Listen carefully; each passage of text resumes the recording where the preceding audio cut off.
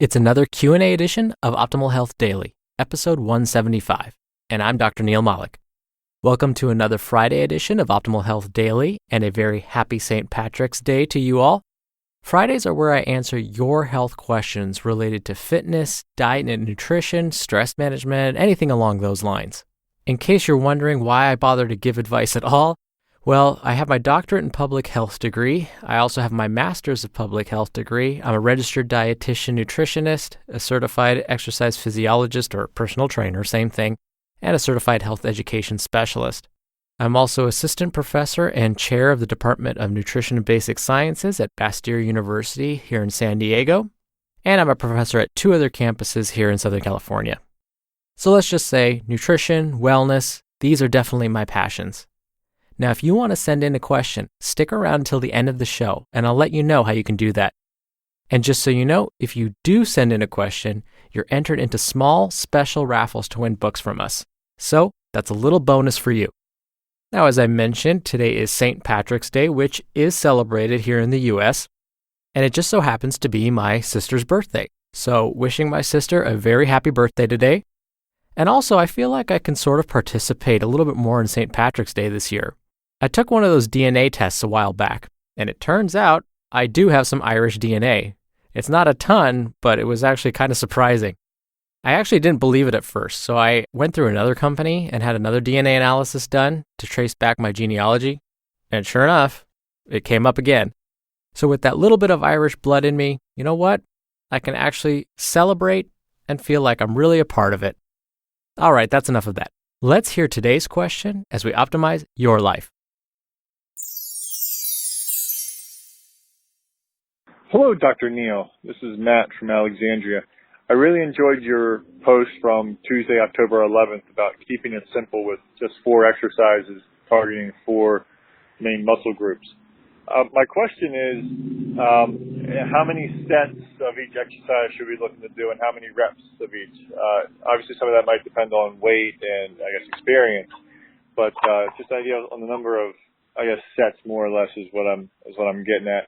And then follow that up. Is it best to do, all sets of one exercise first and then move to the next one? Or could I do a set on the bench, a set of squats, a set of deadlifts, and a set of shoulders, and then go back through and do that, 2 or 3 times, depending on what the workout was calling for. So any advice you can give on that would be much appreciated.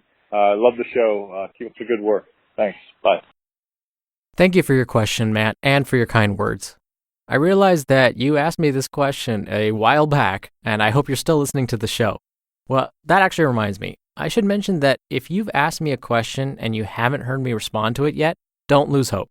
Sometimes I answer a specific question because it's something that's really relevant based on current trends, or maybe it's because it's similar to a question one of my students recently asked me, so it's fresh in my mind, or maybe it's something I've been meaning to research myself, so the question gives me the opportunity to do just that. But please know that I do listen to every question my listeners send me, and chances are I will get around to answering you. Okay, so back to Matt's original question. The simple answer is that it depends. What I mean by that is the order of your sets depends on your goals and what you've been doing in the gym lately. I will tell you that I incorporate both of the methods you described in your original question.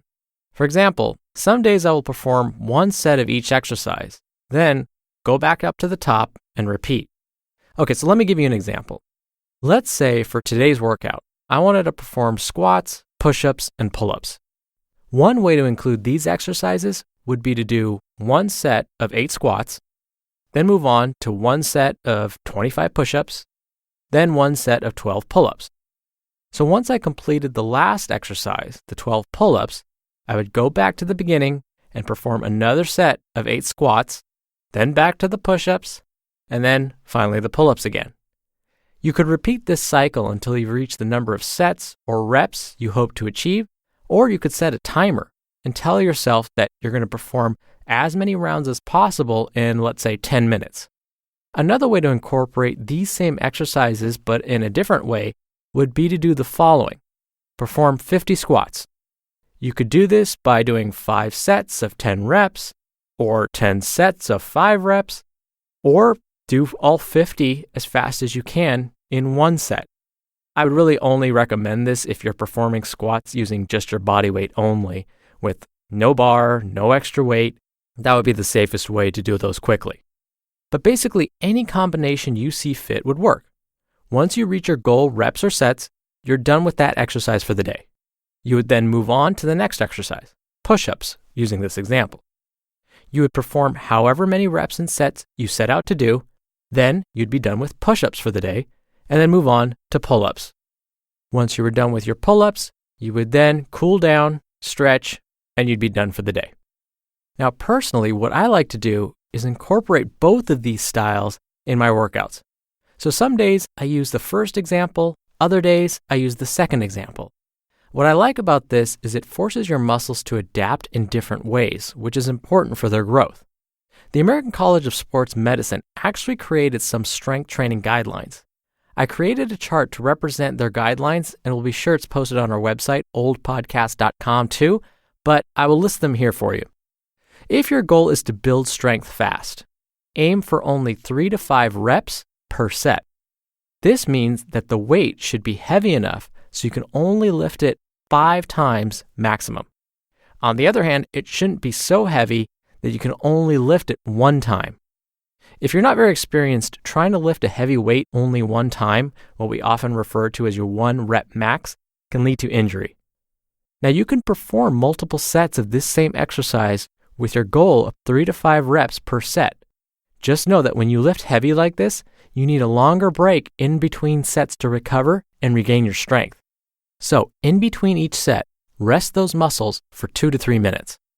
If your goal is to build strength and get that kind of Greek statue look at the same time, your goal should be 8 to 12 reps per set. So here, the weight isn't going to be too heavy, but just heavy enough so you can only lift it between 8 and 12 times.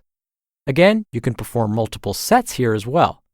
Because the weight you're lifting is not as heavy, your rest period can be between 1 to 2 minutes. But if you want to incorporate more of a cardio workout along with your strength training, cut that rest period down to 30 to 45 seconds. I would only recommend doing this though for those who have been working out for a while. If you want to build more muscular endurance, meaning you want to be able to perform lots of repetitions or get better at holding yoga poses for a while, the goal would be to lift a weight 12 to 15 times per set. So here the weight will be even lighter, but you'll still feel pretty white because you're performing so many repetitions. Usually 1 to 2 sets of high rep training will leave you feeling pretty fatigued. Sometimes these high rep exercises feel almost like you're getting in a cardio workout. The rest period between sets here can also be in the 30 to 45 second range. Now, before you dismiss this idea of lifting lighter weights for higher reps, know that this kind of training is still important because it helps recruit other muscle fibers, which will still help improve your strength.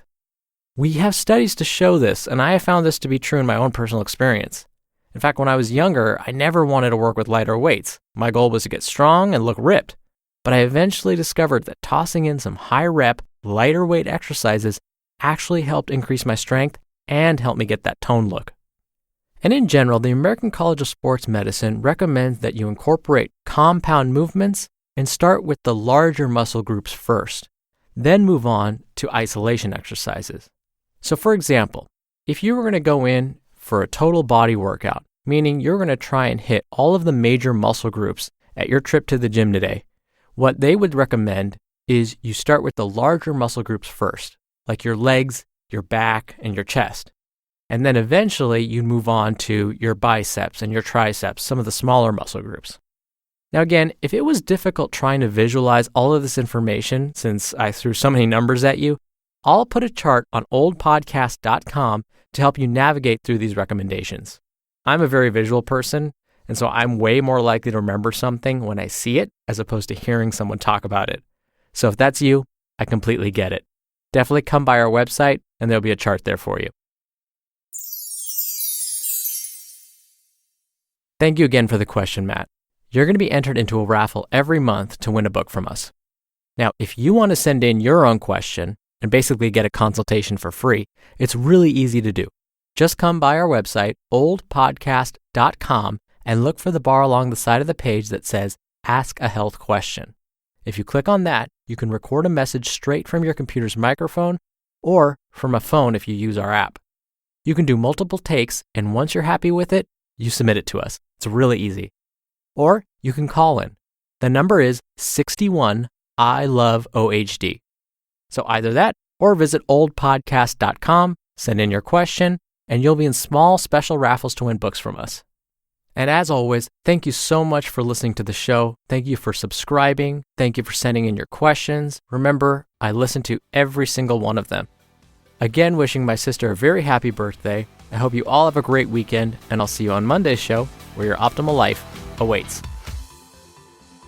Hello, Life Optimizer. This is Justin Malik, creator and producer of this show, and Optimal Living Daily, the brother podcast of this one. Literally, I'm Dr. Neil's brother. If you like the format of this show, you'll love Optimal Living Daily too, where I also read to you from blogs, but cover other topics like personal development, finance, and minimalism from bloggers like Derek Sivers, The Minimalists, Zen Habits, and many more. So for more amazing content read to you for free, come subscribe to Optimal Living Daily too, and together we'll optimize your life. You've been listening to Optimal Health Daily. Be sure to hit the subscribe button to stay up to date on each new episode, and head to oldpodcast.com. That's oldpodcast.com for a free gift, as well as more actionable tips and resources to help you maximize your potential. Thanks for joining us, and remember, your optimal life awaits.